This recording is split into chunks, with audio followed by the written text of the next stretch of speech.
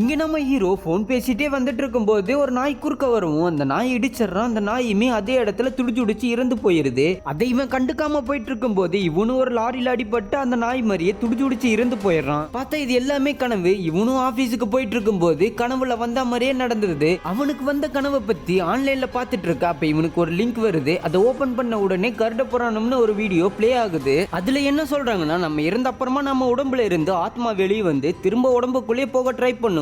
அந்த நேரம் யமனோட தூதர்கள் 2 பேர் வந்து ஆத்மாவை யமலோகத்துக்கு கூட்டிட்டு போவாங்க. அங்க யம தர்மராஜா பண்ணின பாவங்கள் புரிய வச்சு 45 நாள் கெடு கொடுத்து கடைசி நாள் உனக்கு தண்டனை கொடுப்பேன்னு சொல்றதோட அந்த வீடியோ முடியுது. அப்ப 2 பேர் வந்து ராய்பன் கூட்டிட்டு வர சொன்னாருன்னு ஹீரோவை அடிச்சு இழுத்துட்டு போறானுங்க. ஹீரோவும் நாய் ஆக்சிடென்ட் பண்ணி கொண்டு இருப்பான். அந்த நாய் வில்லனோட தான். வில்லனும் ஹீரோ கிட்ட நீ என் குழந்தைய கொண்டுட்ட, ஆனா நீ மட்டும் எப்படி உயிரோட இருக்கலாம், உனக்கு 45 நாள் டைம், 45வது நாள் உன்னை நான் கொல்ல வருவேன்னு மிரட்டி அனுப்புறான். கருட புராணத்துல சொன்ன மாதிரியே ஹீரோக்கு தோணுது. அன்னைக்கு நைட்டு இந்த பைக் தானே என் குழந்தைய கொண்டுச்சுன்னு அந்த பைக்கை தீ வச்சு கொளுத்திட்டு போயிடறான் வில்லன். ஹீரோவும் அவன் காதலிக்கிற பொண்ணு கிட்ட நடந்ததை ஷேர் பண்றா. அவ்வளோ மாமா கிட்ட கூட்டிட்டு போறான். அவர்கிட்ட போய் விஷயத்த சொல்லும் போது ஆல்ரெடி எனக்கே 45வது நாள் தான் சொல்றான். பார்த்தா வில்லன் மொட்டமாவன் போட்டு தள்ளிடுறான்.